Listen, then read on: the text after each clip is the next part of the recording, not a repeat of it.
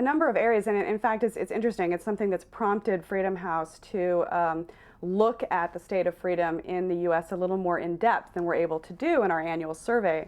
Our annual survey is looking at 194 countries in the world, so obviously the level of analysis that we provide is a little bit limited on each of those countries. We've decided to do a full book-length report on the state of freedom in the U.S. It's only the second time ever that we've done such an in-depth look. And that's really because, not surprisingly, we've seen some concerns in some of the areas that people know about: civil liberties, media freedom, but also Freedom House has been concerned about political process and particularly political competitiveness in the U.S. for a number of years. So we thought it was a very good time to kind of stand back and do a more in-depth analysis of how the state of freedom was going here in the States. In fact, it's something that's going to be coming out fairly soon. We look to release the report in about mid-November, so most of the chapters are either done or sort of in final draft form.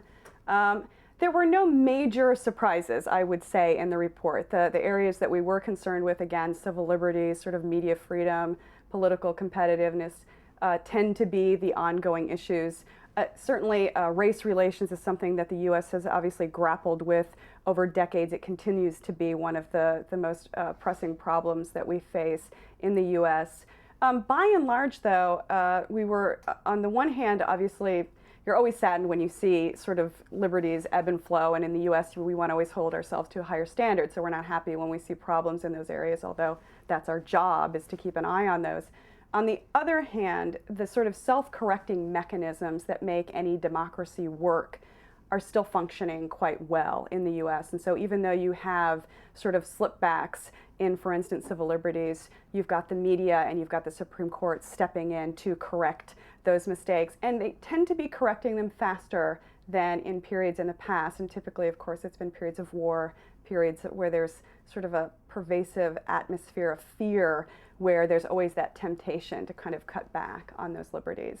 Clearly, again, there's an atmosphere of fear that has pervaded the U.S. since the attacks of September 11. And again, I mean, if you look back at the history of the U.S., any time that either an administration or certain individuals tried to put in place restrictions on liberties, it was typically in response to some kind of conflict or war. So the Sedition Acts, other subsequent acts like that, obviously the internment of Japanese Americans, those things tend to happen in a climate of fear, in a sense where people feel like they are vulnerable.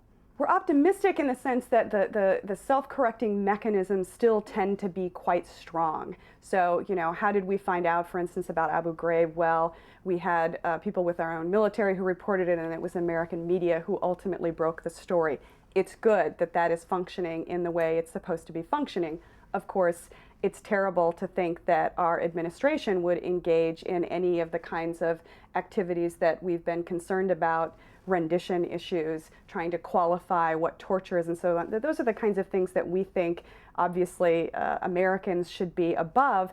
Nonetheless, you recognize democracy is never perfect and it's never finished, and there are always going to be these periods where there are temptations to slide back and forth. So we're optimistic that the mechanisms of correction do seem to be working.